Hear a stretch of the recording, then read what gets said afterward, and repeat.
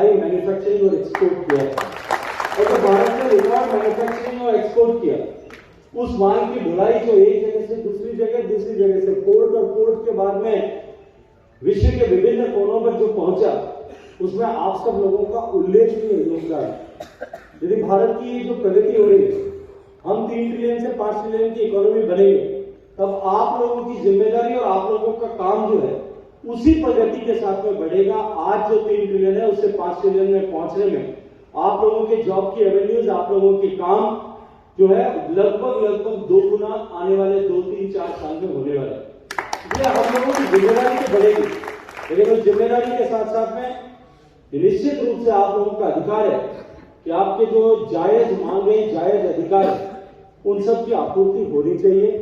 उन सब के ऊपर सरकार को काम करना चाहिए। और आपके ऐसी सारी जायज विषय जिनके ऊपर अभी भी रेलवे मंत्रालय में अगर विचार और मंत्रणा होना बाकी है, क्योंकि अश्विनी वैष्णव जी जो रेल मंत्री है वो मेरे ही शहर के रहने वाले हैं, हम लोग एक ही साथ कॉलेज में पढ़े हैं, मेरे छोटे भाई के तरह। इसलिए मैं आज आपको जिम्मेदारी से एक बात कहता हूं, यदि रेल माल गोदाम रेलवे मजदूर संघ के लोगों की कोई भी जायज विषय होगा, मैं खुद आपके प्रतिनिधि बनकर के आपके साथ में खड़ा होकर माननीय रेल मंत्री जी को उनके घर को बुला करके, उनके कार्यालय में बुला करके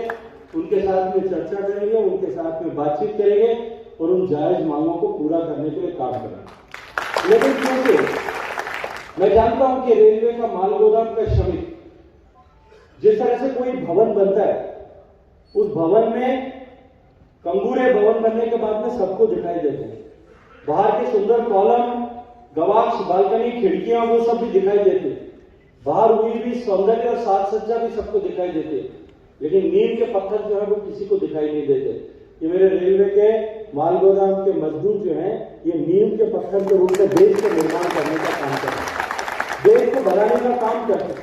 आज देश को आगे बढ़ाने का काम करते हैं। और अब देश जिस तरह से आगे बढ़ रहा है, जिस बदलाव के दौर से गुजर रहा है, निश्चित रूप से ऐसे नींव के श्रमिकों का सम्मान करना आवश्यक है। मैं आप सब लोगों का अभिनंदन करते हुए,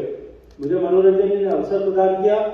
और यहाँ के सारे मेरे स्थानीय छोटे भाइयों ने मुझे आग्रह ही नहीं किया, दुराग्रह किया था कि आपको आना ही पड़ेगा। ऐसी विभीषिका हुई जोधपुर में, अभी आप सब लोगों को संज्ञान में आदरणीय मनोरंजन जी ने अभी कहा,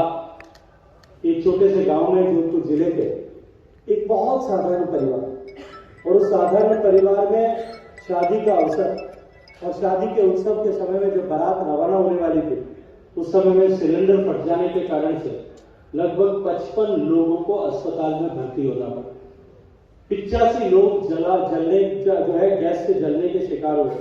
उन 55 लोगों में से